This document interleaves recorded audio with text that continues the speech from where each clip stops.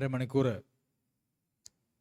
നമ്മൾ കഴിഞ്ഞ ആഴ്ചയും ഈ ആഴ്ചയും പഠിച്ചതായിട്ടുള്ള കാര്യത്തെ നമ്മൾ എത്രത്തോളം ഉൾക്കൊണ്ടു മനസ്സിലാക്കി നമ്മുടെ ജീവിതത്തിൽ, പ്രത്യേകിച്ച് ആനുകാലിക ക്രിസ്തീയ കോളത്തിൽ നമ്മൾ അഭിമുഖീകരിക്കുന്നതായിട്ടുള്ള വെല്ലുവിളി എന്താണ് എന്ന് നിങ്ങൾക്ക് ഓരോരുത്തർക്കും പറയാനായിട്ടുള്ള സമയമാണ്. പറയുന്നവർ മൈക്കിൽ വേണം പറയാൻ, എന്നാലേ അത് ശരിയാകുകയുള്ളൂ. മൈക്ക് നിങ്ങൾ അടുത്തിരുന്ന് കഴിഞ്ഞാൽ മുമ്പോട്ടൊക്കെ ഇറങ്ങിയിരിക്കുകയോ കയറിയിരിക്കുകയോ ഒക്കെ ചെയ്താൽ സൗകര്യമായിരിക്കും. അച്ചുകൂട്ടൻ അങ്ങോട്ടിരുന്നു.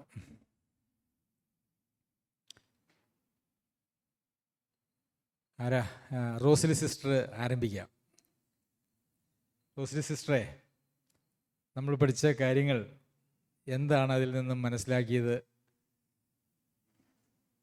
എന്താണ്, എങ്ങനെയാണ് നമ്മൾ മുമ്പോട്ട് പോകേണ്ടത്?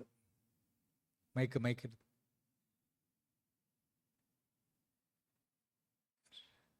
റോസ്ലി സിസ്റ്റർ പിടയ്ക്കുന്ന ആക്ഷനൊക്കെ കാണിക്കുന്നുണ്ട്. അപ്പോൾ എന്തോ ഒരു പിടപ്പ് വന്നിട്ടുണ്ടെന്നുള്ളത് മനസ്സിലായി. ശരി, പറ, എന്താണ് മനസ്സിലാക്കിയത്? എന്താ മനസ്സിലാക്കിയത്? ദൈവത്തിൻ്റെ സത്യവചനം അനുസരിച്ച്, ദൈവത്തെ അനുസരിച്ച് ജീവിക്കണം.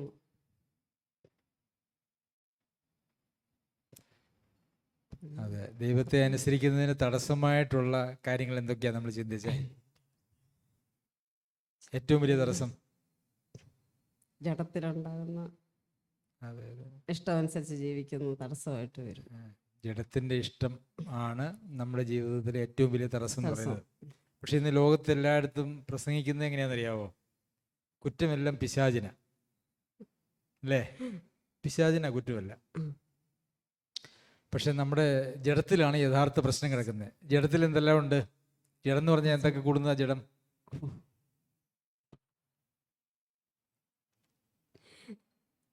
ജഡം എന്ന് പറഞ്ഞാൽ എന്താ? ഞാൻ പല പ്രാവശ്യം പറഞ്ഞു. ദേഹം, ദേഹി, ദേഹം, ദേഹി, ഇത് രണ്ടും കൂടെ കൂടുന്നതാണ് ജഡം എന്ന് പറയുന്നത്. അപ്പം ജഡത്തിൽ നന്മ വസിക്കുന്നില്ല എന്ന് പറയുമ്പോൾ ദേഹത്തിലും നന്മയില്ല, ദേഹിയിലും നന്മയില്ല. ഇത് രണ്ടും കൂടെ കൂടിയാലും നന്മയില്ല. ദേഹത്തിൽ നന്മയില്ല എന്നുള്ളത് നമ്മൾ വായിച്ചിട്ടില്ലേ, പഠിച്ചിട്ടില്ലേ? ദേഹത്തിൽ നന്മയില്ല എന്ന് പറയുന്നത് എന്താ?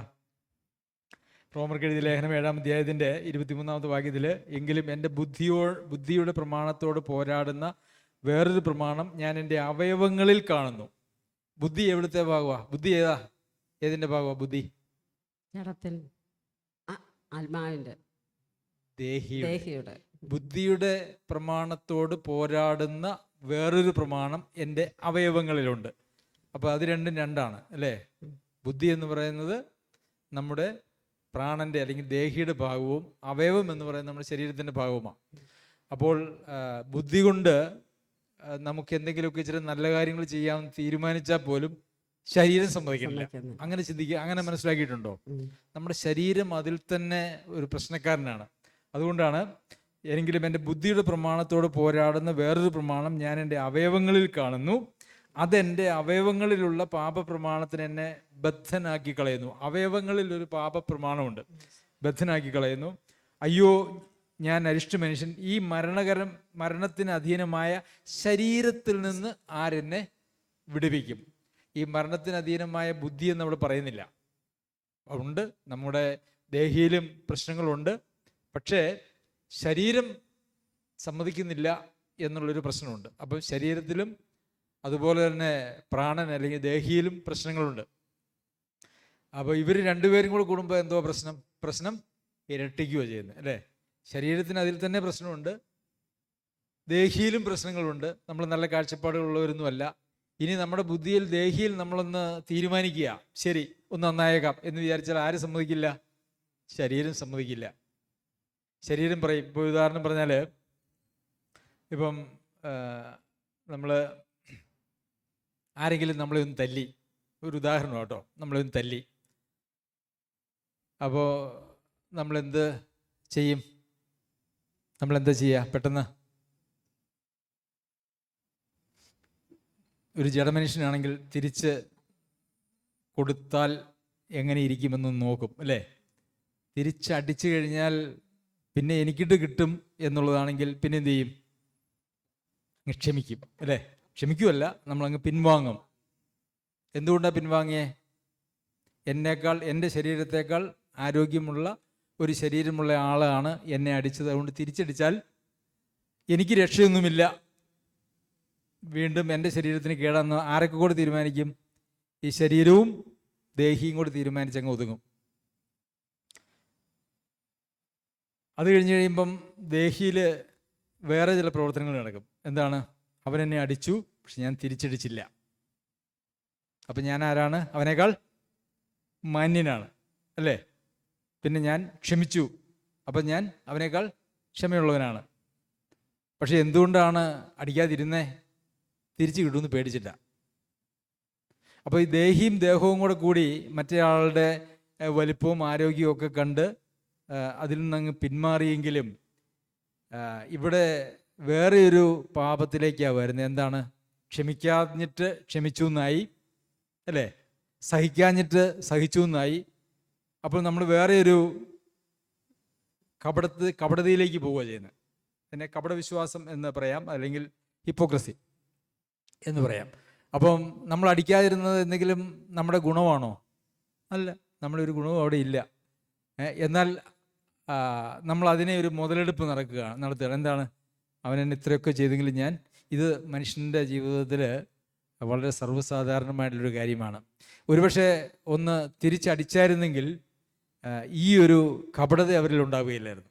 അടിക്കണമെന്നല്ല പറയുന്നത്, അടിച്ചായിരുന്നെങ്കിൽ കപടത ഉണ്ടാകുമായിരുന്നില്ല. അപ്പോൾ അടിക്കാതിരുന്നിട്ടും പ്രത്യേകിച്ച് ഗുണമില്ല, അടി മേടിച്ചുകൊണ്ടിരുന്നിട്ടും പ്രത്യേകിച്ച് ഗുണമൊന്നുമില്ല. കാരണം എന്താ?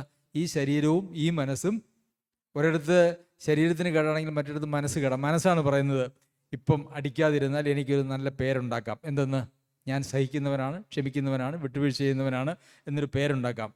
എന്തുകൊണ്ടാണ് പക്ഷേ അടിക്കാതിരുന്നത്? തിരിച്ചു കിട്ടുമെന്ന് പേടിച്ചിട്ട്. അപ്പം വല്ല നന്മയുണ്ടോ അവിടെ? ഒരു നന്മയില്ല. അതാണ് നമ്മുടെ ജഡത്തിൽ, അതായത് നമ്മുടെ ശരീരത്തിന് നന്മയൊന്നുമില്ല. അതുകൊണ്ടാണ് ശരീരത്തെ യാഗമായി സമർപ്പിക്കും. അങ്ങനെയല്ലേ? റോമർക്ക് എഴുതിയ 12-ാം അധ്യായത്തിൻ്റെ 1-2 വാക്യങ്ങളിൽ നിങ്ങളുടെ ശരീരങ്ങളെ ജീവനും വിശുദ്ധിയും ദൈവത്തിൻ്റെ പ്രസാദവുമുള്ള യാഗമായി സമർപ്പിപ്പിൻ എന്ന് പറഞ്ഞിരിക്കുന്നത്. അതുപോലെ തന്നെ ആത്മാവിനാൽ ശരീരത്തിൻ്റെ പ്രവൃത്തികളെ മരിപ്പിക്കുക. ശരീരത്തിൻ്റെ പ്രവൃത്തികളെ. അപ്പോൾ ഈ ശരീരത്തിന് വലിയ പ്രശ്നമുള്ളൊരു സാധനമാണ് ഈ ശരീരം എന്ന് പറയുന്നത്.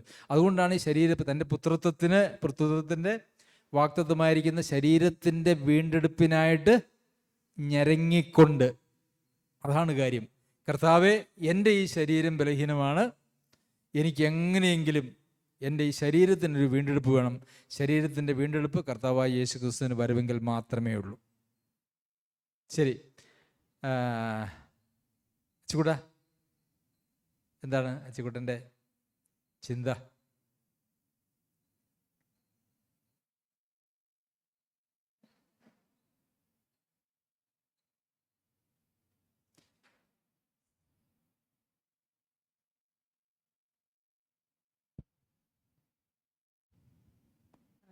ദൈവം ആഗ്രഹിക്കുന്ന രീതിയിൽ എല്ലാ കാര്യങ്ങളും ചെയ്യണം. അല്ലെങ്കിൽ എൻ്റേതായ തീരുമാനങ്ങൾ മാക്സിമം ഒഴിവാക്കി എന്താണോ ബൈബിൾ പറയുന്നത്, അല്ലെങ്കിൽ ചില കാര്യങ്ങൾ എപ്പോഴും നമുക്ക് മനസ്സിലാവില്ല. അപ്പം നമ്മളെക്കാൾ എൽഡേഴ്സ് ആയിട്ടുള്ള ആൾക്കാർ എന്താണോ ഒരു വിഷയത്തിൽ ഒരഭിപ്രായം പറയുന്നത്, ആ രീതിയിൽ കാര്യങ്ങൾ ചെയ്യുക. അപ്പോൾ ചിലപ്പോൾ നമ്മളുടെ ആഗ്രഹങ്ങൾ ഒഴിവാക്കുന്നതിൽ വിഷമം ഉണ്ടാവും. അങ്ങനെ വിഷമം ഉണ്ടെങ്കിലും ആ വിഷമം സഹിക്കുക. അതേപോലെ അവരെന്താണോ പറയുന്നത് ആ രീതിയിൽ ചെയ്യുക. കാരണം എല്ലാ കാര്യങ്ങളും എനിക്കങ്ങനെ മനസ്സിലാകത്തില്ല. അതിപ്പോൾ ദൈവത്തിൻ്റെ ആഗ്രഹങ്ങൾ എല്ലാ സമയത്തും ഓരോ കാര്യങ്ങൾ വരുമ്പോൾ അത് ഇന്നതായിരിക്കുമെന്ന് അങ്ങനെ എല്ലാ സമയത്തും എനിക്ക് മനസ്സിലാകത്തില്ല. അപ്പോൾ ചിലപ്പോൾ ഞാൻ അമ്മ പറയുന്നത് കേൾക്കും, അല്ലെങ്കിൽ ഇതേപോലെ സുജോങ്ങളോ അല്ലെങ്കിൽ ജോസങ്ങളോ അല്ലെങ്കിൽ ഇതേപോലെ ചില ചേട്ടായിമാരോ, അപ്പോൾ അവരൊക്കെ പറയുന്ന കാര്യങ്ങൾ ചിലപ്പോൾ അനുസരിക്കുമ്പോൾ എനിക്ക് ബുദ്ധിമുട്ടുണ്ടാവും. ഇതിനു മുമ്പൊക്കെ ഞാൻ ചില കാര്യങ്ങൾ അനുസരിക്കാൻ ഇരുന്നിട്ടുണ്ട്. അപ്പം ക്ലാസ്സുകളിലെ കാര്യങ്ങളൊക്കെ കേൾക്കുമ്പം കൂടുതൽ അനുസരിക്കുന്ന ഒരു രീതിയിലേക്ക് വരണമെന്നാണ് എനിക്ക് തോന്നിയത്. അതേപോലെ അതാ ഇപ്പോൾ ചെയ്യുന്നത്. ഓക്കെ, അച്ചുകൂട്ടൻ പറഞ്ഞപ്പം ഓരോ വാക്കുകളും ഞാൻ ശ്രദ്ധിക്കുന്നുണ്ടായിരുന്നു. അതിലൊരു വാക്ക് സ്വന്തം തീരുമാനങ്ങളെ പരമാവധി ഒഴിവാക്കി. പരമാവധി എന്ന് പറയുമ്പോൾ കുറച്ചൊരു റൂം അവിടെ നമ്മൾ സ്വന്തം തീരുമാനങ്ങൾക്ക് ഇട്ടിട്ടുണ്ട്. ആത്മാവിനാൽ ശരീരത്തിൻ്റെ പ്രവൃത്തികളെ മരിപ്പിക്കുക ജഡത്തെ അതിൻ്റെ പ്രവൃത്തികളോടുകൂടെ ക്രൂശിക്കുക. അപ്പം നമുക്ക് ഈ പരമാവധി എന്ന് പറയുമ്പം നമ്മൾ എന്താ ചെയ്യാന്നറിയാവോ? നമുക്ക് താല്പര്യമില്ല, ഒരുപക്ഷെ മറ്റുള്ളവരോടുള്ള, ഞാൻ മോനെ കുറിച്ച് പറയല്ല കേട്ടോ, നമുക്ക് പ്രത്യേകിച്ച് വിരോധമൊന്നുമില്ല, ബാക്കിയുള്ളവർ പറഞ്ഞാലും കുഴപ്പമില്ല, അനുസരിച്ചാലും കുഴപ്പമില്ലാത്ത കാര്യങ്ങളൊക്കെ നമ്മൾ അനുസരിക്കും. എന്നാൽ നമ്മുടെ ദേഹിയെ തൊടുന്ന, അല്ലെങ്കിൽ നമ്മുടെ ചില നമ്മുടെ സ്വാതന്ത്ര്യത്തെ തൊടുന്ന രീതിയിൽ എന്തെങ്കിലും പറഞ്ഞാൽ അത് നമ്മൾ, ഇപ്പോൾ ഈ പരമാവധി എന്ന് പറയുമ്പം എനിക്ക് പറ്റുന്നിടത്തോളം എന്നാണ്. അപ്പോൾ ഓരോരുത്തർക്കും പറ്റുന്ന ലെവല്, ഇതിപ്പം എല്ലാവരും ഇത് തന്നെ പറയുക, അച്ചു മാത്രമല്ല, എല്ലാവരും ഇങ്ങനെ തന്നെ പറയുക. അപ്പോൾ എനിക്ക് പറ്റുന്നിടത്തോളം എന്ന് പറഞ്ഞാൽ എനിക്ക് സൗകര്യമുള്ളിടത്തോളം എന്നാണ് അതിൻ്റെ യഥാർത്ഥത്തിലുള്ള അർത്ഥം. അത് പോരാ, മറിച്ച് അത് ദൈവാത്മാവ് പറയുന്നത് എന്തൊക്കെയാണോ അതിനനുസരിച്ച് പൂർണ്ണമായും നമ്മളതിന് വിധേയപ്പെടണം. നമ്മളുടെ അടുത്തൊരു മാങ്ങ എടുത്ത് തന്നിട്ട്, ഈ മാങ്ങാപ്പഴം, ഒരു മാങ്ങാപ്പഴമെന്ന് വിചാരിച്ചോ, എല്ലാവർക്കും ഇഷ്ടമാണല്ലോ, മാങ്ങാപ്പഴം എടുത്ത് തന്നേച്ച് അത് തിന്നേക്കണം എന്ന് പറഞ്ഞ് ചോദിക്കഴിഞ്ഞാൽ നമ്മളെങ്ങനെയാണ് തിന്നുക? നമ്മൾ തൊലിക്ക് പ്രത്യേകിച്ച് കുഴപ്പമൊന്നും ഇല്ലെങ്കിൽ തൊലിയോട് കൂടി തിന്നും, അല്ലെങ്കിൽ തൊലി തിന്നും അല്ലേ. എന്നിട്ട് മാങ്ങാണ്ടി എന്ത് ചെയ്യും? നമ്മളവിടെ മാറ്റി വയ്ക്കും. എന്നിട്ട് മാങ്ങ തിന്നോന്ന് ചോദിച്ചാൽ നമ്മൾ എന്ത് പറയും? തിന്നു എന്ന് പറയും അല്ലേ. തിന്നോ? ശരിക്കും അവിടെ മാങ്ങാണ്ടി അവിടെ ഇരിപ്പുണ്ട്. അതായത് നമുക്ക് ഇഷ്ടമുള്ളതെല്ലാം നമ്മൾ സ്വീകരിക്കും, ഇഷ്ടമില്ലാത്തത് മാറ്റി വയ്ക്കും, എന്നിട്ട് ഞാൻ എല്ലാം തിന്നു എന്ന് പറയും. ഇത് ആണ് യഥാർത്ഥത്തിൽ ഇന്ന് ലോകത്ത് സംഭവിക്കുന്നതായിട്ടുള്ളൊരു കാര്യം. പിന്നെ അച്ചു പറഞ്ഞപ്പം ഞാൻ ശ്രദ്ധിച്ച മറ്റൊരു കാര്യം എന്ന് പറയുന്നത്, മറ്റുള്ളവരോട് അഭിപ്രായങ്ങൾ ചോദിച്ച് മറ്റുള്ളവരെ അനുസരിക്കുക എന്നുള്ളതാണ്. ഈ ആത്മാവിനാൽ ഈ ബാക്കി നമ്മൾ അഭിപ്രായം ചോദിക്കുന്ന ആളുകളും അവരും ജഡപ്രകാരമാണ് നമ്മളെ ഉപദേശിക്കുന്നതെങ്കിൽ ഒരു കാര്യവുമില്ല. അതുകൊണ്ട് അപ്പം മറ്റുള്ളവരോട് ചോദിച്ച് ഞാൻ തീരുമാനമെടുത്തു എന്ന് പറയുന്നതിൽ യാതൊരു കാര്യവുമില്ല. അവർ ജഡപ്രകാരമുള്ള ആളുകളാണെങ്കിൽ അവർ ജഡത്തിനനുസരിച്ച് അവർ ഉപദേശിക്കുകയുള്ളൂ. അതതിൻ്റെ ഒരു വലിയ കിണിയാണ്. അതുകൊണ്ട് നമ്മൾ ദൈവവചനത്തെ വളരെ നിഷ്കളങ്കമായി സ്നേഹിച്ച് അതിനെ പിന്തുടരുന്നതായിട്ടുള്ള ആളുകളോട്, അല്ലാത്തതായിട്ടുള്ള ആളുകളോട് നമ്മൾ ചോദിക്കുന്നത് പലപ്പോഴും ഒരു പ്രയോജനവുമില്ലാത്ത കാര്യമാണ്. പിന്നെ പലപ്പോഴും നമ്മുടെ ഒരു രീതി എന്ന് പറയുന്നത്, നമ്മളുടെ അഭിപ്രായത്തോട് യോജിച്ച് നിൽക്കുമെന്നുള്ള ആളുകളുടെ അടുത്താണ് നമ്മൾ പോവുക അല്ലേ. എന്നെ പറഞ്ഞാലും എൻ്റെ അഭിപ്രായത്തോട് യോജിക്കാത്ത ആളുകളുടെ അടുത്ത് അഭിപ്രായം പോയി ചോദിച്ച് പോവോ? ഇല്ല. നമ്മൾ പലപ്പോഴും വരുത്തുന്ന ഒരു തെറ്റെന്ന് പറയുന്നത്, നമ്മളോട് ചേർന്ന് നിൽക്കുന്ന ആളുകളെ എവിടെയെങ്കിലും ഉണ്ടെങ്കിൽ അവരോട് അഭിപ്രായം ചോദിക്കും. അപ്പം അതുകൊണ്ട് എന്താ അർത്ഥമാക്കുന്നതെന്ന് അറിയാമോ? അതുകൊണ്ട് അർത്ഥമാക്കുന്നത്, ഞാനൊരാളോട് ചോദിച്ചു എന്ന് നമ്മളെ തന്നെ ധരിപ്പിക്കും, ബാക്കിയുള്ളവരെയും ധരിപ്പിക്കും, എന്നിട്ട് നമ്മൾ ഇഷ്ടം പോലെ ചെയ്യും. എനിക്ക് ഒരു മാനേജർ ഉണ്ടായിരുന്നു. ഈ മാനേജർ പുള്ളി ആര് വന്ന് പുള്ളിയോട് എന്ത് അഭിപ്രായം ചോദിച്ചാലും പുള്ളി അവരുടെ അഭിപ്രായം എന്താണ്, അവരുടെ ആ ഒരു ലൈൻ എന്താണെന്ന് മനസ്സിലാക്കിയിട്ട് അതിനെ പുള്ളി പ്രോത്സാഹിപ്പിക്കും. വേറെ ആളുടെ പേര് പറയുന്നത് സുഖമില്ലാത്തതുകൊണ്ട് പേര് പറയണില്ല. പുള്ളി ഭയങ്കര കുതന്ത്രത്തിൻ്റെ ഒരാളാണ്. അപ്പം ഞാൻ എടുക്കുന്ന ഉദാഹരണം ഇച്ചിരി കടന്നതാണെങ്കിൽ ഞാൻ പറയാം. ഒരാളൊരു വേശ്യ വന്നിച്ച് അദ്ദേഹത്തോട് ചോദിക്കുകയാണ്, വേശ്യാവൃത്തി ശരിയാണോ സാറേ എന്ന് ചോദിച്ചു കഴിഞ്ഞാൽ അദ്ദേഹം പറയും ശരിയാണെന്ന് പറയും. അതുപോലെ ഒരു മനുഷ്യൻ. അപ്പോൾ ഞാനൊരു ദിവസം അദ്ദേഹത്തോട് ചോദിച്ചു, അല്ല സാറേ, സാറിപ്പം, അപ്പോൾ ചിലപ്പോഴൊക്കെ മാനേജറുടെ അടുത്ത് ഞാനും ഉണ്ടാകും, ആരെങ്കിലുമൊക്കെ കയറി വരുമ്പം ഈ സംസാരമൊക്കെ ചിലത് ഞാനും കേൾക്കും. അപ്പം ഞാനൊരു ദിവസം ചോദിച്ചു, സാറാ പറഞ്ഞത് ശരിയാണോ, അതങ്ങനെയാണോ, അത് തെറ്റല്ലേ എന്ന് ചോദിച്ചപ്പം, നമ്മളെന്തിനാ ബാക്കിയുള്ളവരുടെ അപ്രീതി സമ്പാദിക്കുന്നേ? അവരെ ഞാൻ സന്തോഷമാക്കി ഇവിടുന്ന് വിട്ടു.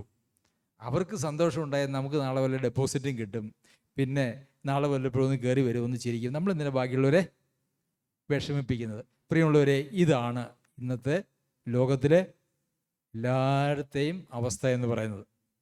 അതുകൊണ്ട് നമ്മൾ അഭിപ്രായം ചോദിക്കുന്ന ആളുകൾ എങ്ങനെയുള്ള ആളുകളാണ് എന്നുള്ളത് നമ്മൾ മനസ്സിലാക്കുന്നില്ല എങ്കിൽ, ഒരു പക്ഷേ ഞാൻ വിചാരിക്കുന്നു നമ്മൾ പറയുന്ന കാര്യങ്ങളോട് അതിനെ വളരെ ക്രിട്ടിക്കലായിട്ട് അതിനെ വിലയിരുത്താൻ കഴിയുന്ന ആളുകളോട് തന്നെ ഒരു പക്ഷേ എതിരഭിപ്രായം പറയും കേൾക്കുമെന്നുണ്ടെങ്കിൽ തന്നെ അങ്ങനെയുള്ളവരോട് സംസാരിക്കുന്നതാണ് എപ്പോഴും ഏറ്റവും ഉത്തമം. ശരി, റികേഷ് എന്ത് പറയുന്നു?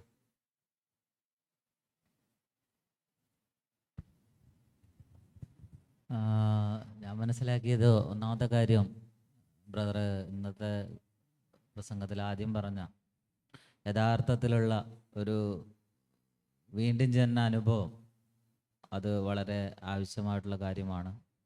നമ്മൾ യോഹന്നാനിൽ വായിക്കുന്ന പോലെ ജഡത്താൽ ജനിച്ചത് ജഡമാണ്, ആത്മാവിനാൽ ജനിച്ചത് ആത്മാവാകുന്നു.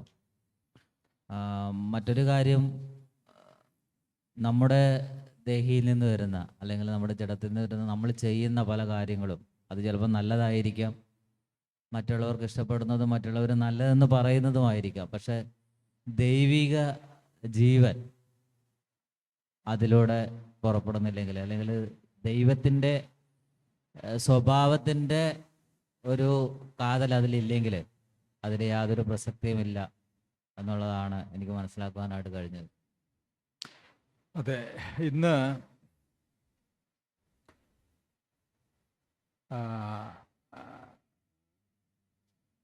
ഋഗേഷ് പറഞ്ഞ ആദ്യത്തെ കാര്യം വളരെ പ്രധാനപ്പെട്ടതാണ്. യഥാർത്ഥത്തിലുള്ള വീണ്ടും ജനനാനുഭവം ഇന്ന് അനേകരിലുമില്ല. ഇന്ന് ഞങ്ങൾ കാറിൽ വന്നുകൊണ്ടിരുന്നപ്പം ഞാനും ചില സഹോദരങ്ങളുമായിട്ട് സംസാരിച്ചുകൊണ്ടിരുന്ന കാര്യം, നമ്മളൊക്കെ സഭായോഗത്തിന് പോകുവാനായിട്ട് വളരെയേറെ കഷ്ടം സഹിച്ചിട്ടുണ്ട്. എങ്ങനെ? കാരണവന്മാർ പോകണ്ടെന്ന് പറയും, പേടിപ്പിക്കും, പൈസ തരില്ല എന്ന് പറയും, പൈസ തരികയില്ല. അപ്പം ഞാൻ മുത്തപ്പുമ്പുഴയിൽ നിന്ന് അങ്ങ് കോടഞ്ചേരി ടൗണും കഴിഞ്ഞിട്ട് ഒരു 2 കിലോമീറ്റർ ഏകദേശം ഒരു 2 മണിക്കൂറോളം നടന്ന് സഭായോഗത്തിന് പോകും. അപ്പം ആദ്യ തലമുറയിലെ ആളുകളെ സംബന്ധിച്ചിടത്തോളം അവർ വളരെ വിശ്വാസത്തിന് വേണ്ടി കഷ്ടം സഹിച്ച് നിലനിന്ന ആളുകളാണ്. എന്നാൽ ഇപ്പം ഞങ്ങളുടെ മക്കളുടെ കാര്യം വരുമ്പോൾ നമ്മൾ സഭായോഗത്തിന് പോകാനും ദൈവവചനം പഠിക്കാനും കാണാപ്പടം പഠിക്കാനും, അങ്ങനെ പഠിച്ചാൽ അവർക്ക് സമ്മാനം, എല്ലാ ഞായറാഴ്ചയും സഭായോഗത്തിന് പോകുന്നവർക്ക് പ്രത്യേക സമ്മാനം, ഇതൊക്കെയാണ് അടുത്ത തലമുറയിലേക്ക് വരുമ്പോൾ സംഭവിക്കുന്നതായിട്ടുള്ള കാര്യം. അപ്പോൾ വിശ്വാസം ഒരു തലമുറയിൽ നിന്ന് മറ്റൊരു തലമുറയിലേക്ക് കൈമാറ്റം ചെയ്യപ്പെടുമ്പോൾ അത് വളരെയേറെ ശ്രദ്ധിച്ചില്ല എങ്കിൽ കുറേ അവിശ്വാസികളായ വിശ്വാസികളുണ്ടാവും. അതൊരു വലിയ പ്രശ്നമാണ്. ഇന്നത്തെ പാരമ്പര്യ സഭകൾ, പെന്തക്കോസ്താണേലും ബ്രദറിനാണെങ്കിലും ലോക്കലാണേലും എല്ലാ പാരമ്പര്യ സഭകളും അഭിമുഖീകരിക്കുന്ന ഏറ്റവും വലിയൊരു പ്രശ്നം വിശ്വാസം അതിൻ്റെ നിഷ്കളങ്കതയിൽ, ശുദ്ധിയിൽ അടുത്ത തലമുറയിലേക്ക് പകർന്നു കൊടുത്തിട്ടില്ല എന്നുള്ളതാണ്. കഴിഞ്ഞ 2 ആഴ്ച മുമ്പ് ഒരു സഹോദരി നമ്മളുടെ അടുത്ത് വന്ന് സാക്ഷ്യം പറയുകയും സ്നാനപ്പെടുകയൊക്കെ ചെയ്തല്ലോ. 15 വയസ്സായി, 10ാം ക്ലാസ് കഴിഞ്ഞു, പഠിക്കാൻ വിടുന്നതിന് മുമ്പ് എല്ലാവരെയും സ്നാനപ്പെടുത്തും, സ്നാനപ്പെടണമെന്ന് പറഞ്ഞു, പോയി സ്നാനപ്പെട്ടു. പാസ്റ്റർ എന്തോ പറഞ്ഞു, അത് ഞാൻ ഏറ്റുചൊല്ലി, സ്നാനപ്പെടണമെന്ന് പറഞ്ഞു, സ്നാനപ്പെട്ടു. അല്ലാതെ വിശ്വാസത്തെ സംബന്ധിച്ചോ രക്ഷയെ സംബന്ധിച്ചോ ഒന്നും എനിക്ക് അറിയത്തുണ്ടായിരുന്നില്ല എന്നാണ് ആ പെൺകുട്ടി പറഞ്ഞത്. ഇത് ഒരു പരിധിവരെ 2ാം തലമുറയ്ക്കും അല്ലെങ്കിൽ 3, 4 തലമുറകളൊക്കെ പാരമ്പര്യമുള്ളതായിട്ടുള്ള സഭകളിലെ ആളുകളുടെ പ്രത്യേകതയാണ്, പ്രശ്നമാണ്. അത് ഇതിനകത്ത് ഒരു വലിയ പ്രശ്നം. 2ാമത്തെ പ്രശ്നം എന്ന് പറയുന്നത്, ഇന്ന് രക്ഷയുടെ സന്ദേശം കൃത്യമായി ഇന്ന് ലോകത്ത് വളരെ അപൂർവമായി മാത്രമേ പ്രസംഗിക്കപ്പെടുന്നുള്ളൂ എന്നുള്ളതാണ്. ഞാൻ ഈ കഴിഞ്ഞ ദിവസങ്ങളിൽ എങ്ങനെ രക്ഷിക്കപ്പെടാം എന്നുള്ളതിനെക്കുറിച്ച് ഉള്ള ചില ഷോർട്ട് മെസ്സേജുകൾ, ചെറിയ ചെറിയ സന്ദേശങ്ങൾ ഞാൻ എങ്ങനെ കേട്ടു. അതിനകത്തൊന്നും പാപബോധത്തെക്കുറിച്ച് പറയുന്നില്ല, മാനസാന്തരത്തെക്കുറിച്ച് പറയുന്നില്ല, യേശുവിന് നമ്മുടെ കർത്തൃത്വം സമർപ്പിക്കുന്നതിനെക്കുറിച്ച് പറയുന്നില്ല, ഒന്നും പറയുന്നില്ല. ആകപ്പാടെ പറയുന്ന, യേശു നിങ്ങളുടെ പാപങ്ങൾക്കായി മരിച്ചു, യേശുവിൽ വിശ്വസിക്കുക, നിങ്ങൾ രക്ഷിക്കപ്പെടും. ഇത്രയും വിശ്വസിച്ച് ഒരാൾ ഒരിക്കലും രക്ഷിക്കപ്പെടുകയില്ല. നാം പാപികളാണ് എന്നുള്ള ആ പാപത്തിലാണ് നാം ജനിച്ചതും ജീവിച്ചതും എന്നുള്ളതായിട്ടുള്ള കാര്യത്തെ നാം അത് മനസ്സിലാക്കി ആ പാപത്തിൻ്റെ വഴികളെ വിട്ട് തിരിഞ്ഞ് കർത്താവിൻ്റെ വഴിയിലേക്ക് യാത്ര തുടങ്ങണം. അതുപോലെ തന്നെ അങ്ങനെയുള്ള കാര്യങ്ങൾ 4-5 കാര്യങ്ങൾ അതിനകത്തുണ്ട്. അതെല്ലാം നമ്മൾ ഉൾക്കൊണ്ട് വിശ്വസിക്കുമ്പോൾ മാത്രമാണ് നമുക്ക് യഥാർത്ഥത്തിലുള്ള ഒരു രക്ഷ, വീണ്ടും ജനനാനുഭവം നമുക്ക് ഉണ്ടാകുന്നത്. മാത്രമല്ല വീണ്ടും ജനിച്ചതായിട്ടുള്ള ആളുകൾ എന്ന് പറയുന്നത് അവർ കാറ്റ് പോലെയാകുന്നു. അവർ നിയന്ത്രിക്കുന്നത് ആരാ? അവരെ നിയന്ത്രിക്കുന്നത് അവരല്ല, അവരുടെ ശരീരമല്ല, അവരുടെ പ്രാണനല്ല, അവരുടെ ജഡമല്ല, അതായത് അവരുടെ ജഡമല്ല, മറിച്ച് അവരെ നിയന്ത്രിക്കുന്നത് ആത്മാവാണ്. ആത്മാവിനാൽ ഒരാൾ നിയന്ത്രിക്കപ്പെടുന്നില്ല എങ്കിൽ വീണ്ടും ജന്മം പ്രാപിച്ചു എന്ന് പറയുന്നതിൽ ഒരർത്ഥവുമില്ല. വീണ്ടും ജന്മം പ്രാപിച്ചതാണോ അല്ലയോ എന്നുള്ളത് എനിക്കറിയില്ല. നമ്മൾക്ക് അങ്ങനെ ആരെയും വിധിക്കാനായിട്ട് കഴിയുകയില്ല. പക്ഷേ ആത്മനിയന്ത്രിതമായിട്ടുള്ള ജീവിതമില്ലാത്ത ഒരാൾ വീണ്ടും ജന്മം പ്രാപിച്ചു എന്ന് പറയുന്നതിൽ യാതൊരു അർത്ഥവുമില്ല. രണ്ടാമത് പറഞ്ഞത് എന്തായിരുന്നു?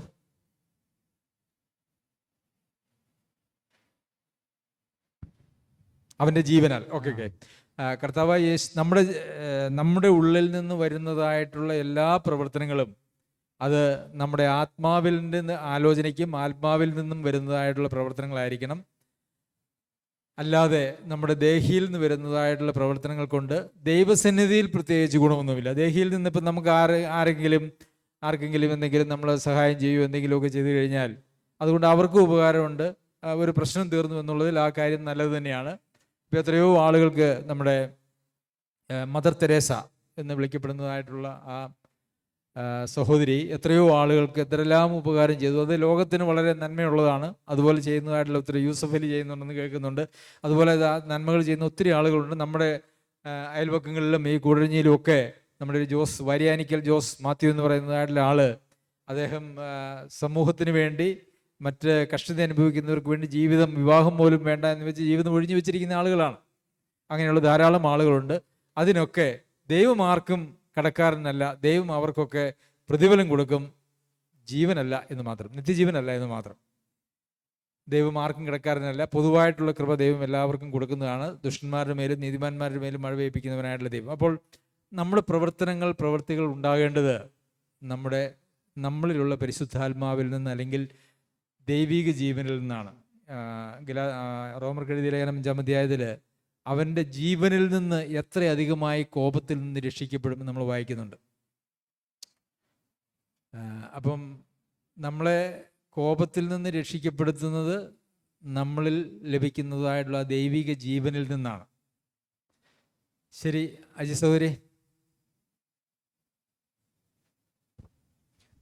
ജഡത്തിൻ്റെയും ദേഹിയുടെയും പ്രവർത്തനങ്ങൾക്ക് ആണ് നമ്മൾ കൂടുതലായിട്ട് പരിഗണന നൽകുന്നതെന്നുള്ളതാണ്. കഴിഞ്ഞ ദിവസം ഏത് നിസ്സാര ജീവിതത്തിലാണെങ്കിൽ പോലും നമുക്ക് ദൈവം നമ്മളെ പല കാര്യങ്ങളും ഓർമ്മപ്പെടുത്തും. പക്ഷേ അതിനല്ല നമ്മൾ മുൻതൂക്കം കൊടുക്കുന്നതെന്നുള്ള ഒരു എന്താ പറയുക, എൻ്റെ ജീവിതത്തിലെ ഒരു നിസ്സാര കാര്യം ഞാൻ ഇവിടെ പറയുകയാണത് ദൈവമായിട്ട് കൂട്ടി യോജിപ്പിക്കാവോ എന്നൊന്നും എനിക്കറിയില്ല. കാരണം കഴിഞ്ഞ ചൊവ്വാഴ്ച ശരിക്കും പറഞ്ഞാൽ വെളുപ്പിന് ഒരു 2 മണി മുതൽ ഞാൻ എഴുന്നേറ്റിരുന്നിട്ടാണ് നേരം വെളുപ്പിച്ച് ശ്വാസം മുട്ട് കാരണം. പക്ഷെ അതിൻ്റെ തിടുക്കത്തിൽ തന്നെ എനിക്ക് ഓഫീസിൽ പോകേണ്ടതുള്ളത് കൊണ്ട് വെളുപ്പിന് എണീറ്റ് ഭക്ഷണമൊക്കെ ഉണ്ടാക്കി തലേദിവസം മേടിച്ച് വെച്ച് കുറച്ച് മീനുണ്ടായിരുന്നു, അത് കഴുകി കറി വെച്ചിട്ട് ഞാൻ ഒരുങ്ങാൻ പോകുന്നതിന് മുമ്പായിട്ട് സ്റ്റൗ തിരിച്ചതായിട്ട് എൻ്റെ മെമ്മറിയിലുണ്ട്. പക്ഷേ അത് ഞാനിപ്പോൾ ഇങ്ങനെ ഓർക്കുകയാണ്. കാരണം ഞാൻ പോകാൻ വേണ്ടി ഇറങ്ങിയ സമയത്ത് വളരെ വ്യക്തമായിട്ട് എൻ്റെ മനസ്സെന്നോട് പറഞ്ഞു, നീ സ്റ്റൗ ഓഫ് ചെയ്തിട്ടില്ല എന്ന്. പക്ഷേ ഞാനതിനെ അനുസരിച്ചില്ല. കാരണം എൻ്റെ ജഡത്തിൽ ഞാൻ ചെയ്തതെന്തായിരുന്നു, സ്റ്റൗ തിരിച്ചതായിട്ട് എൻ്റെ മെമ്മറിയിലുണ്ടായിരുന്നു. അത് പക്ഷേ എൻ്റെ ജഡത്തിൽ ഞാൻ ചെയ്തു വെച്ച പ്രവൃത്തി എന്ന് പറയുന്നത് സിമ്മിലേക്ക് ഇടുകയാണ് ചെയ്തത്. അപ്പോൾ നമ്മൾ പലപ്പോഴും എന്നാന്ന് ചോദിച്ചു കഴിഞ്ഞാൽ എൻ്റെ ഒരു കഴിഞ്ഞ ദിവസത്തെ ഇന്നത്തെയൊക്കെ വചനത്തിൻ്റെ അടിസ്ഥാനത്തിൽ ഞാൻ ദൈവാത്മാവിനല്ല ശ്രദ്ധ കൊടുത്ത് നമ്മൾ തിരിച്ചത് പലപ്പോഴും നമ്മുടെ തെരുവ് തെറ്റാണെന്നുള്ളതാണ് പൂർണ്ണമായിട്ട് നമുക്ക് മനസ്സിലാക്കാൻ കഴിയുന്നത്. നമ്മളെ തന്നെ ഓരോ നിമിഷം അത് ദൈവത്തിൻ്റെ വചനം എങ്ങനെ അതിൻ്റെ പൂർണ്ണതയിൽ മനസ്സിലാക്കുവാനും ആ രീതിയിൽ നടക്കുവാനുമായിട്ട് ദൈവം എന്നെ ഇനിയും വീണ്ടെടുക്കണമെന്നാണ് എനിക്ക് മനസ്സിലാക്കാൻ കഴിഞ്ഞത്. സഹോദരി പറഞ്ഞത് ഇന്ന് ക്രിസ്തീയ ലോകത്തിൽ നടമാടുന്ന ഏറ്റവും വലിയ ഒരു വഞ്ചനയുടെ ജീവിതമാണ് ഇന്ന് എല്ലാവർക്കും ഉള്ളത്. ദേഹിയിൽ എന്തെങ്കിലുമൊക്കെ ചെയ്യും, അതിനുശേഷം അത് ആത്മാവിലാണ്, വീണ്ടും ജനിച്ചതാണ് എന്ന് അവകാശപ്പെട്ടുകൊണ്ട് മുമ്പോട്ട് പോകുന്നതായിട്ടുള്ള ഒരു പറ്റം ആളുകൾ. നമുക്കറിയാം, രക്ഷിക്കപ്പെടുക എന്ന് പറയുന്നത് ഞാൻ നേരത്തെ പറഞ്ഞല്ലോ, രക്ഷിക്കപ്പെടാനായിട്ട് ഉള്ള സന്ദേശം കൊടുക്കുന്നത് 15 സെക്കൻഡ് മുതൽ 20 സെക്കൻഡ് വരെയുള്ള സമയത്ത് സന്ദേശം കൊടുക്കുന്നു. അല്ലെങ്കിൽ ഇനി അരമണിക്കൂർ പ്രസംഗിച്ചാൽ പോലും അതിനകത്ത് പ്രത്യേകിച്ച് ഒരു പ്രശ്നവുമില്ല. വളരെ എളുപ്പത്തിൽ രക്ഷിക്കപ്പെടും. യേശുക്രിസ്തുവിൽ വിശ്വസിക്കുക, എന്നാൽ നീയും നിന്റെ കുടുംബവും രക്ഷ പ്രാപിക്കും, അല്ലേ? അത് അങ്ങനെയുള്ള വാക്യങ്ങളും നമുക്കുണ്ട്. എന്നാൽ ഈ വിശ്വാസം എന്ന് പറയുന്നതിൻ്റെ ആഴവും അതിൻ്റെ വ്യാപ്തിയും ഒന്നും ആർക്കും അറിയത്തില്ല. വിശ്വാസം എന്ന യാഗം അർപ്പിക്കുന്ന ശുശ്രൂഷയിൽ എൻ്റെ രക്തം ഒഴിക്കേണ്ടി വന്നാലും ഞാൻ സന്തോഷിക്കും, നിങ്ങളോട് എല്ലാവരോടും കൂടി സന്തോഷിക്കും. പൗലോസ് അപ്പോസ്തലൻ തെസ്സലോനിക്കർക്ക് എഴുതിയ ലേഖനത്തിൽ തെസ്സലോനിക്ക വിശ്വാസികളോട് പറയുന്നതാണ്, വിശ്വാസം എന്ന യാഗം, വിശ്വസിക്കുക എന്ന് പറഞ്ഞാൽ യാഗമായി തീരുക എന്ന് തന്നെയാണ് അതിൻ്റെ അർത്ഥം. കർത്താവേ, ഞാൻ മരിച്ചു, ഇനി ഞാൻ ജീവിക്കുന്നില്ല, അങ്ങ് എന്നിലൂടെ ജീവിക്കണമേ. അങ്ങനെയൊരു തീരുമാനമോ അങ്ങനെയുള്ള ഒരു കാര്യങ്ങളും ഇന്ന് രക്ഷയുടെ സന്ദേശങ്ങളിൽ ഒരിടത്തുമില്ല എന്നുള്ളതാണ് യാഥാർത്ഥ്യം. ഒരിടത്തുമില്ല എന്ന് പറയാൻ പറ്റില്ല. അപൂർവമായിട്ടുള്ള പ്രസംഗങ്ങളുണ്ട്. കർത്താവ് തന്നെ പറഞ്ഞത്, ധനവാൻ ദൈവരാജ്യത്തിൽ കിടക്കുന്നതിനേക്കാൾ ഒട്ടകം സൂചിക്കുഴയിലൂടെ കിടക്കുന്നത് എളുപ്പം. അത് മനുഷ്യനാൽ അസാധ്യം, ദൈവത്താൽ സാധ്യം. അപ്പോൾ ദൈവത്താൽ മാത്രം സാധിക്കുന്ന, മനുഷ്യൻ്റെ ഒരു പ്രവൃത്തികളാലും സാധിക്കാത്തതായിട്ടുള്ള ഒരു കാര്യമാണ് ദൈവരാജ്യത്തിൽ കിടക്കുക എന്ന് പറയുന്നത്. ശരി, രക്ഷിക്കപ്പെടുന്നവർ ചുരുക്കുമോ എന്നുള്ള കർത്താവിൻ്റെ ചോദ്യത്തിന് കർത്താവ് പറഞ്ഞ മറുപടി എന്താ?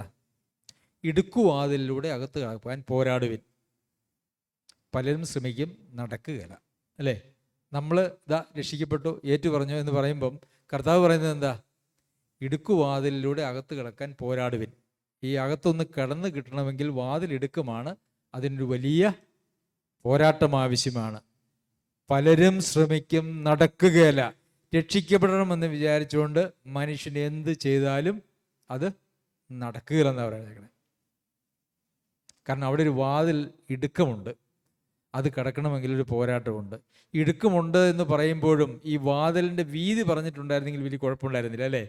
മെലിഞ്ഞവർക്ക്, അല്ലേ, വലിയ തടിയുള്ള ആളുകൾക്ക് ഒരു പക്ഷേ ഇടുക്കമുള്ള വാതിലിലൂടെ കിടക്കാനായിട്ട് ബുദ്ധിമുട്ട് വരാം. വളരെ മെലിഞ്ഞ ആളുകൾക്കാണെങ്കിലോ എളുപ്പമാകണ്ടേ? പക്ഷെ വാതിലിന് ഇടുക്കം എത്രയാന്ന് പറഞ്ഞിട്ടില്ല. സാധാരണ വാതിൽ 90 സെൻറ്റിമീറ്ററാണ് വീതിയെങ്കിൽ, പിന്നെ ബാത്റൂമിൻ്റെ വാതിലൊക്കെ 70 സെൻറ്റിമീറ്ററാണ് വീതിയെങ്കിൽ, ഇത് 60 ഉള്ളൂ. അതുകൊണ്ട് നിങ്ങൾ ഇപ്പം മെലിഞ്ഞവർക്ക് കയറാനാണെങ്കിൽ ഈ പറഞ്ഞ പോലെ തടിയുള്ളവരൊക്കെ ഇച്ചിരി ഡയറ്റിംഗ് ഒക്കെ നടത്തി മെലിഞ്ഞാൽ മതി, അല്ലേ? അതിലൂടെ കയറാം. പക്ഷേ ഈ വാതിലിൻ്റെ ഇടുക്കം എത്രയാന്ന് പറഞ്ഞിട്ടില്ല. ദൈവത്തെ കൊണ്ട് മാത്രം കയറ്റി വിടാൻ കഴിയുന്നതായിട്ടുള്ള ഇടുക്കമുള്ളൊരു വാതിൽ. മനുഷ്യൻ്റെ ഓരോ പ്രവർത്തനങ്ങളും പ്രസക്തമല്ലാത്ത നിലയിൽ ഇടുക്കമുള്ള ഒരു വാതിൽ. ആ വാതിൽ കർത്താവാണ്. വഴിയും സത്യവും ജീവനും ഞാനാകുന്നു വാതിൽ, അല്ലേ? ഞാനാകുന്നു വാതിൽ. അപ്പം കർത്താവാകുന്ന വാതിലിലൂടെ നമ്മൾ കയറിപ്പോണം. കർത്താവാകുന്ന വാതിലിലൂടെ കയറിപ്പോണമെങ്കിൽ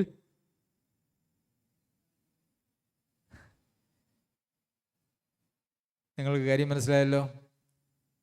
ദൈവരാജ്യത്തിലേക്കുള്ള വാതിൽ ഇടുക്കമുള്ളതും വഴി ഞെരുക്കമുള്ളതും. ഇനിയിപ്പം കയറിക്കഴിഞ്ഞാൽ പിന്നെ വഴി എങ്ങനെയാ? ഭയങ്കര ദുർഘടമാണ്, അല്ലേ? അങ്ങ് കർത്താവിനോട് ചേരുന്നത് വരെയുള്ള ആ വഴി ഞെരുക്കമാണ്. ഇന്ന് ലോകത്ത് ഈ നിലയിൽ സുവിശേഷം പറയുന്ന ആരെങ്കിലും ഉണ്ടോ? അപൂർവങ്ങളിൽ അപൂർവം മാത്രം. കുരുടർക്ക് വഴി കാണിക്കുന്നു, ഇരുവരും കുഴിയിൽ വീഴുന്നു. അതാണ് ഇന്ന് സംഭവിക്കുന്നതായിട്ടുള്ള കാര്യം. രാജി സിസ്റ്ററെ,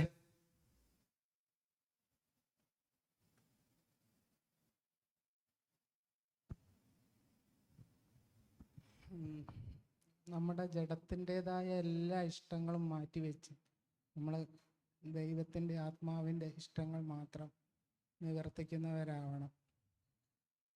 എന്നാൽ മാത്രമേ നമുക്ക് ദൈവം ആഗ്രഹിക്കുന്ന വിധത്തിൽ ആ ഞെരുക്കവും ഇടുക്കമുള്ള വാതിലൂടെ നമുക്ക് കടക്കാൻ പറ്റുള്ളൂ. നമ്മളെ ഇഷ്ടങ്ങളൊന്നും വെച്ച് ഒന്നും നമ്മൾ ചില കാര്യങ്ങളൊന്നും നമ്മൾ പാപങ്ങളല്ല എന്ന് നമുക്ക് തോന്നി, നിസ്സാരമായിട്ട് നമ്മൾ അതൊരു ചെറിയ പാപമല്ലേ, അതൊരു പാപമല്ല എന്ന്. പക്ഷെ ദൈവത്തിന് എല്ലാം പാപമാണ്. പാപം എന്ന് പറഞ്ഞാൽ ചെറുത് വലുത് എന്നൊന്നും ദൈവത്തിനില്ല. നമ്മളാണ് അതിൻ്റെ വ്യാപ്തിയൊക്കെ കണക്കാക്കുന്നത്. പക്ഷെ ദൈവത്തിന് അങ്ങനെയില്ല. ദൈവത്തിന് ചെറിയതും വലുതും ഒക്കെ പാപങ്ങളാണ്. പക്ഷെ നമ്മൾ അതൊന്നും കണക്കിലെടുക്കുന്നില്ല. അതൊക്കെ മനസ്സിലാക്കി നമ്മളെ പൂർണ്ണമായിട്ട് ദൈവത്തിൻ്റെ കരങ്ങളിലേക്ക്, ദൈവത്തിൻ്റെ ആത്മാവ് നമ്മളെ നടത്താൻ വേണ്ടി നമ്മൾ ഏൽപ്പിച്ചു കൊടുത്താൽ മാത്രമേ നമ്മൾ ദൈവം ആഗ്രഹിക്കുന്ന നിലവാരത്തിലേക്ക് നമുക്ക് എത്താൻ പറ്റുള്ളൂ. ഈ പാപം എന്ന് പറഞ്ഞാൽ എന്താണ്? നമുക്കൊക്കെ പാപത്തിനൊക്കെ വളരെ വളരെ ലളിതമായിട്ടാണ് നമ്മൾ പാപത്തെ കാണുന്നത്. നമ്മളുടെ ഇടയിൽ പുകവലി, മദ്യപാനം, വ്യഭിചാരം, മോഷണം, കൊലപാതകം അങ്ങനെയുള്ള ചില പാപങ്ങൾ മാത്രമേ ഉള്ളൂ. എന്നാൽ കർത്താവിൻ്റെ അടുത്ത് അങ്ങനെയല്ല.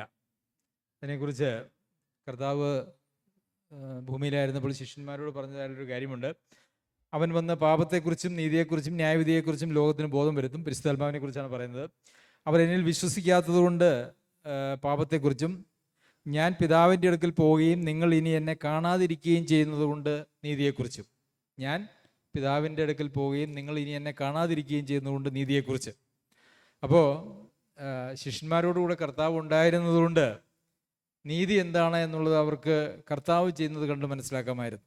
എന്നാൽ കർത്താവ് പിതാവിൻ്റെ അടുക്കിലേക്ക് പോവുകയാണ്. ഇനി നീതി എന്താണെന്ന് മനസ്സിലാക്കണമെങ്കിൽ അതിന് ആര് വേണം? പരിശുദ്ധാത്മാവിൻ്റെ ശക്തി വേണം. എന്താണ് നീതി? കർത്താവിനെ കണ്ടാൽ കർത്താവ് എന്താ ചെയ്യുന്നതെന്നുള്ളതൊക്കെ നമുക്ക് മനസ്സിലാക്കാനായിട്ട് സാധിക്കും. എന്നാൽ കർത്താവ് എന്താണോ ഒരു സാഹചര്യത്തിൽ ചെയ്യുമായിരുന്നത് അതാണ് യഥാർത്ഥത്തിലുള്ള നീതി. നമ്മൾ ഏറ്റുമുട്ടുന്നതായിട്ടുള്ള ഓരോ സാഹചര്യങ്ങളിലും ക്രിസ്തു ആയിരുന്നെങ്കിൽ എങ്ങനെ ചെയ്യുമായിരുന്നു? അതാണ് അതിൻ്റെ പെർഫെക്ഷൻ, അതിൻ്റെ കൃത്യത എന്ന് പറയുന്നത്. അത് കർത്താവ് ശിഷ്യന്മാരോട് കൂടി ഉണ്ടായിരുന്ന കാലത്ത് അത് കർത്താവിൻ്റെ അടുക്കൽ നിന്ന് അവർക്ക് പഠിക്കുവാനായിട്ട് കഴിഞ്ഞു. അങ്ങനെ 3.5 വർഷം പഠിച്ചാലും അത് മതിയാവുന്നതല്ല. അത് ആജീവനാന്തം നമ്മുടെ ഉള്ളിൽ വസിച്ചുകൊണ്ട് കർത്താവായിരുന്നുവെങ്കിൽ എന്ത് ചെയ്യുമായിരുന്നു എന്നുള്ളത് നമ്മൾ ഉപദേശിക്കേണ്ടത് പരിശുദ്ധാത്മാവിൻ്റെ പ്രവർത്തനമാണ്. അപ്പോൾ കർത്താവ് ആയിരുന്നെങ്കിൽ ചെയ്യുന്നത് എന്താണോ അതല്ലാത്തതെല്ലാം പാപമാണ്. ഒരു ഉദാഹരണത്തിന്, ഇപ്പോൾ ഒരു യാചകൻ നമ്മുടെ വീട്ടിൽ വന്നു. സാധാരണ 5 രൂപയോ 10 രൂപയോ കൊടുക്കും. നമ്മളൊരു 100 രൂപ കൊടുത്തെന്ന് വിചാരിച്ചോളൂ. അപ്പം നമുക്ക് കിട്ടുന്ന ആ ചിന്ത എന്താ? ഞാൻ ഒരു നല്ല കാര്യം ചെയ്തു അല്ലേ? എല്ലാവരും 5ഉം 10ഉം അല്ലെങ്കിൽ ഒന്നും കൊടുക്കാതെ വിടുമ്പോൾ ഞാൻ 100 രൂപ കൊടുത്തു അല്ലേ? ശരിയല്ലേ? നമുക്കൊരു തൃപ്തിയില്ലേ? പഴയ നിയമത്തിലെ കൽപ്പന എന്താ? നിന്റെ സഹോദരനെ നിന്നെപ്പോലെ തന്നെ സ്നേഹിക്കണം. പാലിച്ചോ? 100 രൂപ കൊടുത്തപ്പോൾ പാലിച്ചോ? പുതിയ നിയമത്തിലെ കൽപ്പന എന്താ? ഞാൻ നിന്നെ സ്നേഹിച്ചതുപോലെ നിങ്ങൾ അന്യോന്യം സ്നേഹിക്കണം. പാലിച്ചോ? ഇല്ല. പക്ഷെ നമുക്ക് എന്തൊരു തൃപ്തിയാ അല്ലേ? ഭയങ്കര തൃപ്തിയാണ്. അപ്പോൾ കർത്താവായിരുന്നുവെങ്കിൽ എന്ത് ചെയ്യുമായിരുന്നു എന്നുള്ളതാണ് അതിനകത്തെ സത്യം, കൃത്യം എന്ന് പറയുന്നത്. അതിൽ കുറഞ്ഞതെല്ലാം പാപമാണ്. അത് നമ്മൾ മനസ്സിലാക്കണം. ശരി സുനി, നമ്മുടെ സമയം കഴിഞ്ഞു.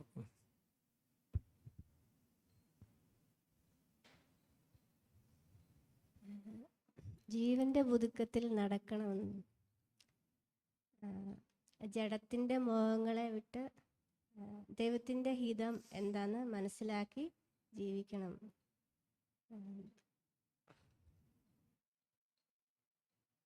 ജഡത്തിൻ്റെ മോഹങ്ങൾ വിടണം. പിന്നെ ലോകത്തിൽ മോഹത്താലുള്ള നാശം അല്ലേ? ജഡത്തിൻ്റെ മോഹങ്ങളെ നമ്മൾ വെച്ചുകൊണ്ടിരുന്നാൽ നാശം എന്നാണ് പറയുന്നത്. ലോകത്തിൽ മോഹത്താലുള്ള നാശം വിട്ടൊഴിഞ്ഞ് ദിവ്യ സ്വഭാവത്തിന് കൂട്ടാളികളായി തീരും. ജഡത്തെ അനുസരിച്ച് ജീവിച്ചാൽ നിങ്ങൾ മരിക്കും നിശ്ചയം, യാതൊരു സംശയവുമില്ലെന്നാണ് പറയുന്നത്. കാരണം ജഡത്തെ അനുസരിച്ച് ജീവിക്കുന്നതിന് പരിഹാരമായിട്ടാണ് കർത്താവ് ഈ ലോകത്തിലേക്ക് വന്നത്. എന്നിട്ടും നമ്മൾ ജഡത്തെ അനുസരിച്ചാണ് ജീവിക്കുന്നതെങ്കിൽ കർത്താവ് വന്നതിൻ്റെ ഒരു ഉപകാരവും നമ്മളിൽ ഉണ്ടായിട്ടില്ല. ശരി ബാബു സഹോദര.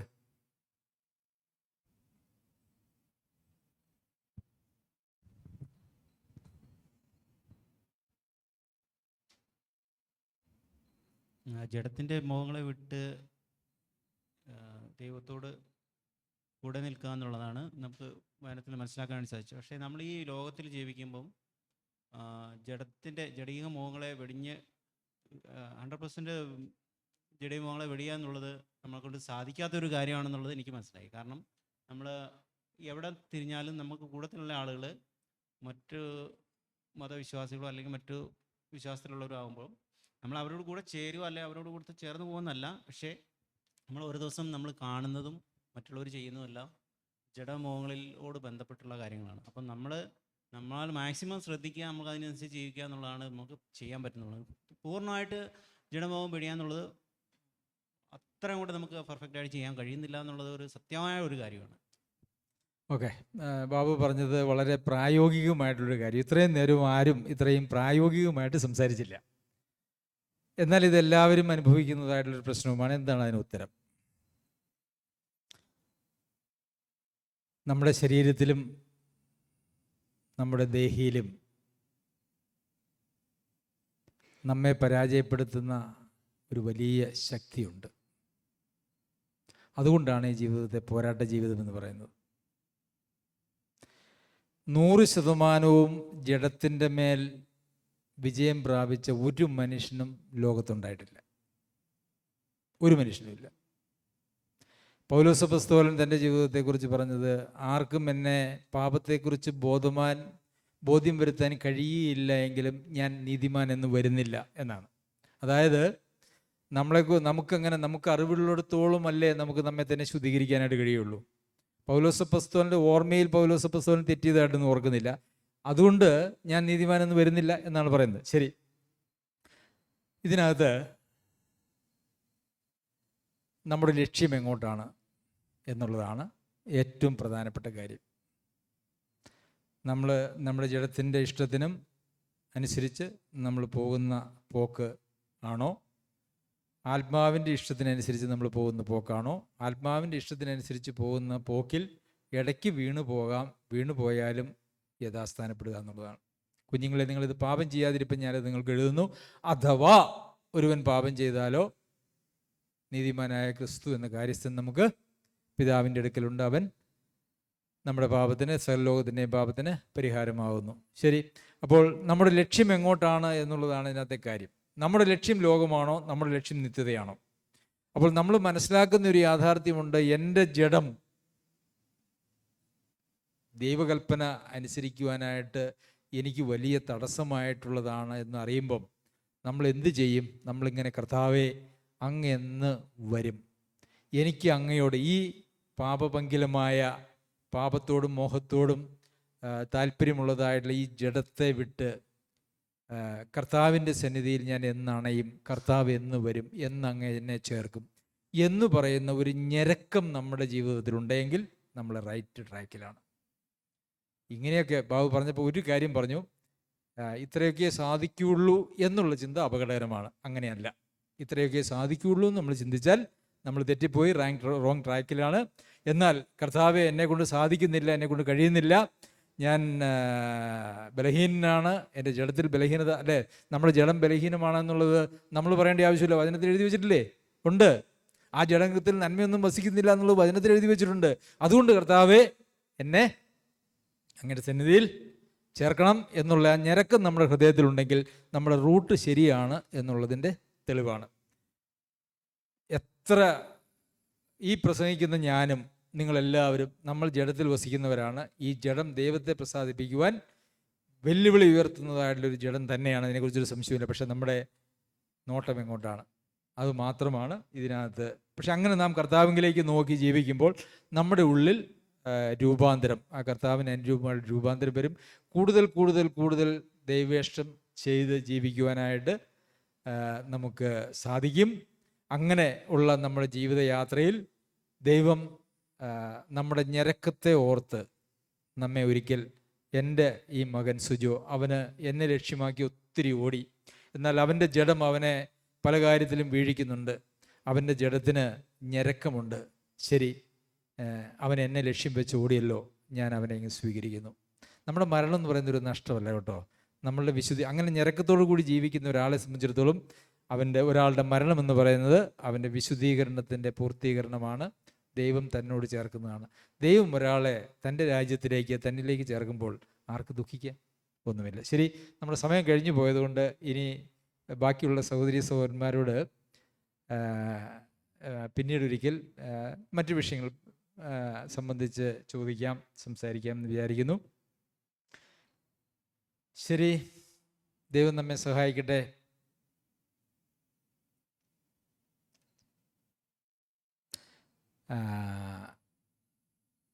ദൈവത്തിൻ്റെ അതിപരിശുദ്ധ നാമം വാഴ്ത്തപ്പെടുമാറാകട്ടെ.